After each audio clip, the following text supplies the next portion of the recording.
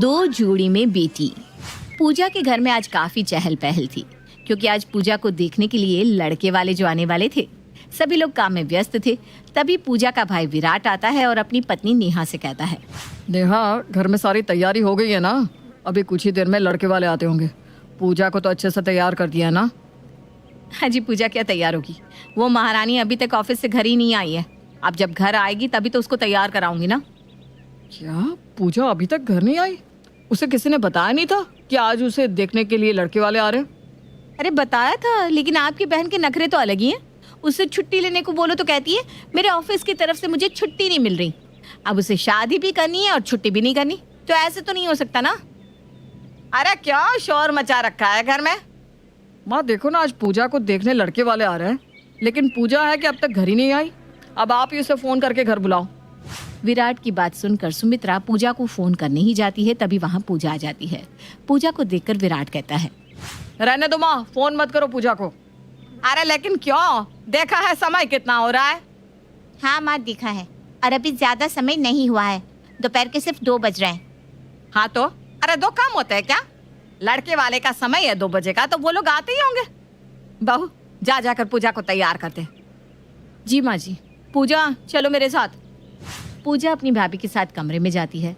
पूजा की भाभी उसे एक प्यारा सा सूट निकाल कर देती है। पूजा ये लो, ये सूट तुम पर बहुत जचेगा, इसे पहन लो। और हाँ, लड़के वाले तुमसे जो पूछे उसका सही से जवाब देना। कहीं पता चले कि तुम उनकी बातों से इरिटेट हो जाओ और वो भाग जाए।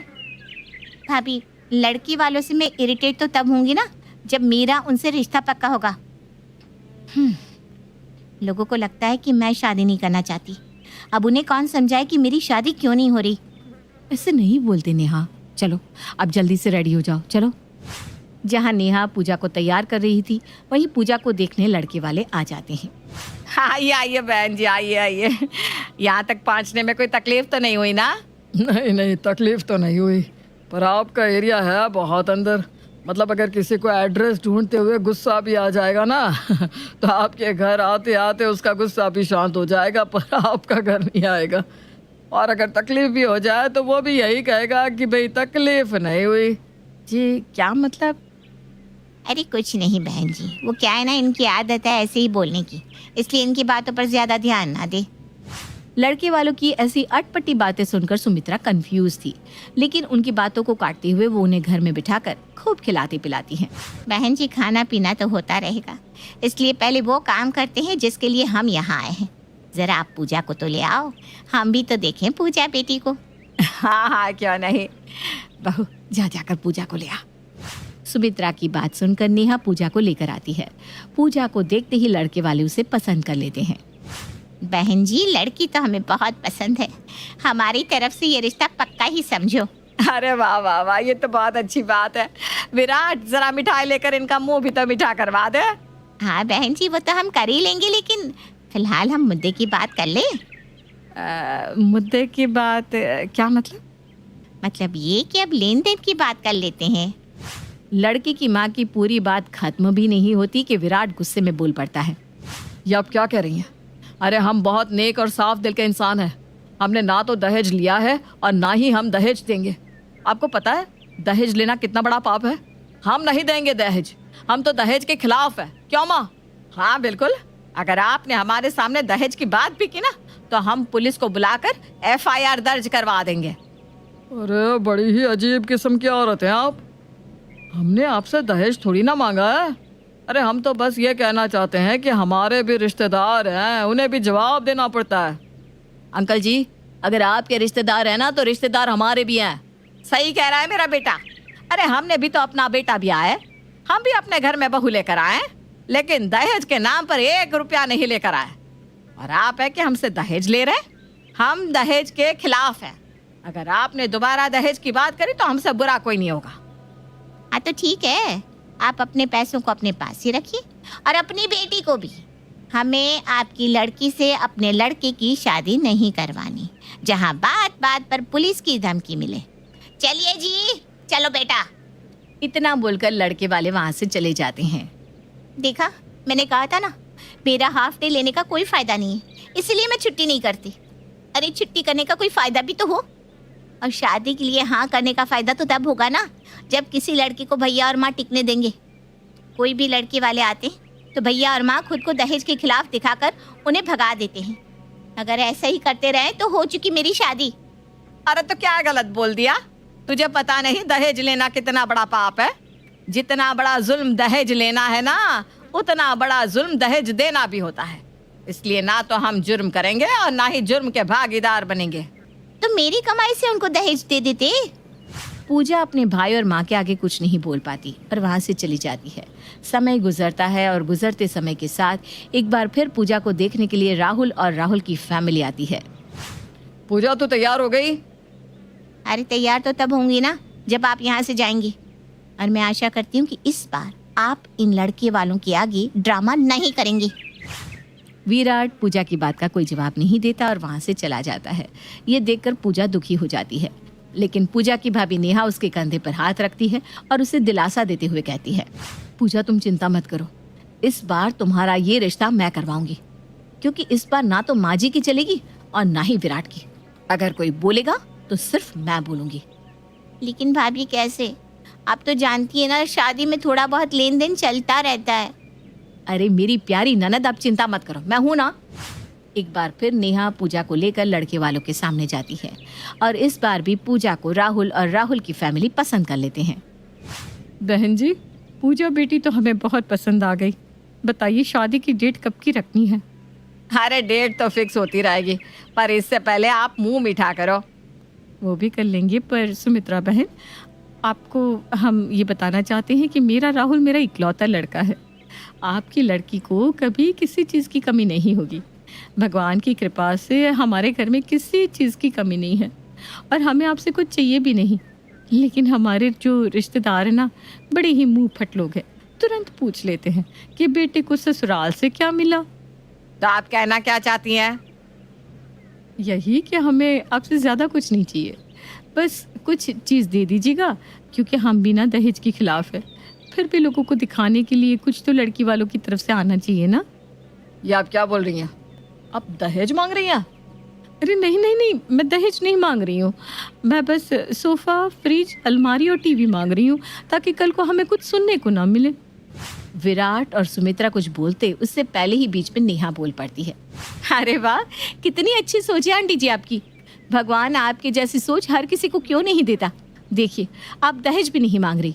मम्मी जी, मैं तो कहती हूँ इस रिश्ते के लिए हाँ कर दीजिए, क्योंकि ऐसा रिश्ता आपको दिया लेकर ढूंढने से भी नहीं मिलेगा। अरे बहू, ये क्या कह रही है तू? और नहीं तो क्या माँ जी, सही तो कह रही हूँ।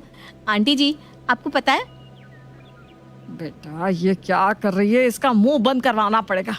ये तेरी बीवी ना हमें कहीं का नहीं छोड़ेगी। वैसे आंटी जी सच बताऊं तो इस घर में ये फ्रिज, टीवी, सोफा और जो कुछ भी आप देख रही है ना, वो मैं हाँ, वो यही तो पसंद करके लाई है क्या बहू? नेहा अपनी सास की तरफ देखती है और मुस्कुराती हुए कहती है, हाँ हाँ माँ जी, आप बिल्कुल सही कह रही हैं। ये सारी मेरी पसंद की चीज़ें हैं। वैसे भी जब आपके घर फर्नीचर के सामान जाएंगे तो वो पसंद भी मेरी ही होगी। क्यों सासू माँ? हाँ हाँ, क्यों नहीं? तो हम इस रिश्ते को पक्का समझे?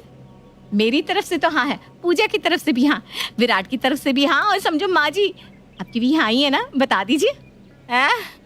अब जब सबको ये रिश्ता मंजूर है तो मुझे भी मंजूरी है। इस तरह पूजा और राहुल का रिश्ता पक्का हो जाता है और बहुत जल्द पूजा और राहुल की शादी हो जाती है। आखिरकार नेहा ने अपनी ननद पूजा की शादी बड़ी ही चालाकी से करवा ही दी। क्या हुआ, नौकरी मिली? नहीं, यहाँ से भी रिजेक्ट हो गया। अब क्या होगा? मेरे तो कुछ समझ में नहीं आ रहा। अब कहाँ मिलेगी नौकरी? फिक्र मत करो बेटा, मैंने तेरी मौसी से बात कर ली है।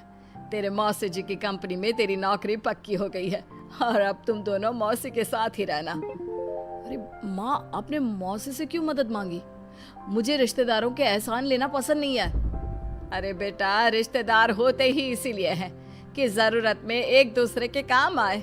तेरे मौसा जी जब बिजनेस शुरू कर रहे थे ना, तब तेरे बाबूजी ने भी उनकी बहुत मदद की थी। हाँ, नौकरी तो ठीक है, लेकिन उनके घर में रहना ठीक नहीं होगा माँ जी।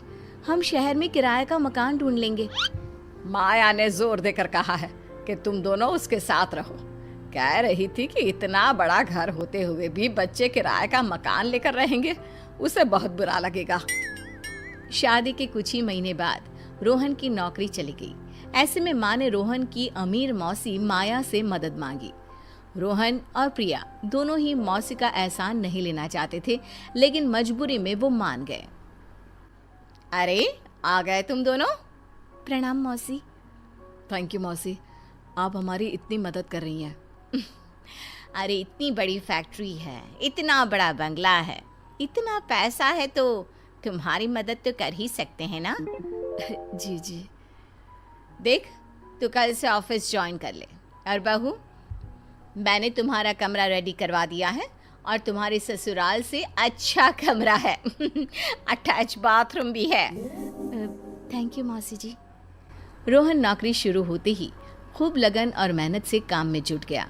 प्रिया भी काम में मौसी का हाथ बटाने लगी। सब कुछ अच्छे से चलने लगा, लेकिन धीरे धीरे चीज़ें बदलने लगी। मौसी जी देखिए ना, 9 बज गए, काम वाली अभी तक नहीं आई। मैंने काम वाली का हिसाब करके उसे निकाल दिया है। हाँ, क्यों मौसी? अरे वो आए दिन छुट्टी मारती रहती थी, और वैसे भी अब हम 2 औरतें हैं इस घर में, मिलके कर लेंगे घर का काम। लेकिन मौसी ने जैसा प्रिया से कहा वैसा हुआ नहीं। अरे प्रिया, कहाँ रह गई? मैं कपड़े धो रही हूँ मौसी जी। ठीक है, कपड़े धोकर बर्तन भी साफ कर देना। लेकिन मौसी, कपड़े धोने और सुखाने में बहुत टाइम लगेगा, तब तक आप बर्तन धो लीजिए ना, जल्दी काम हो जाएगा। अरे मैंने कल ही मैनिक्योर करवाया है, और वो भी इतने महंगे सैलून में कि तुम तो वहां जाने का भी नहीं सोच सकती। अब क्या उसे मैं बर्तन घिसने में खराब कर दूं? कपड़े धोकर बर्तन धो लेना और शाम के खाने की तैयारी कर देना। मैं जा रही हूँ किटी पार्टी में। ठीक है मौसी जी। मौसी का बर्ताव दिन ब दिन खराब होने लगा। प्रिया बेचारी दिन भर घर का काम किया करती और रोहन को ऑफिस के साथ साथ घर के लिए बाजार से सामान लाने, पाइप ठीक करने, गाड़ी सुधारने जैसे काम भी करने पड़ रहे थे। ये लीजिए आपका टिफिन। चलो मैं ऑफिस के लिए निकलता हूँ, लेट हुआ तो मौसा जी सबके सामने फिर से डांटेंगे। अरे कहाँ चल दिया इतनी जल्दी में? ऑफिस जा रहा हूँ मौसी, आज एक जरूरी मीटिंग है। और तू क्या करेगा उस मीटिंग में? तू पहले जा और मार्केट से सब्जियां, मिठाई और दूध लेकर आ। आज घर में 15-20 मेहमान आने वाले हैं। लेकिन मौसी, मुझे मौसा जी ने जल्दी ऑफिस आने को कहा था। उन्हें मैं कह दूंगी। तू सामान लाएगा तब ये प्रिया खाना बनाएगी ना। हाँ, 15-20 लोगों का खाना अकेले? तो क्या मेहमानों को भूखा घर भेजेंगे? मैं पार्लर जा रही हूँ तैयार होने, तू खाना तैयार रखना। रोहन और प्रिया को मौसी का बर्ताव बड़ा बुरा लगता था, लेकिन मौसी के उन पर जो एहसान थे उसके आगे दोनों कुछ बोल नहीं पा रहे थे। और उधर रोहन पर मौसा जी अलग से जुल्म ढा रहे थे। रोहन, ये टाइम है ऑफिस आने का। सॉरी मौसा जी, वो मौसी ने घर का सामान लेने मार्केट भेज दिया था।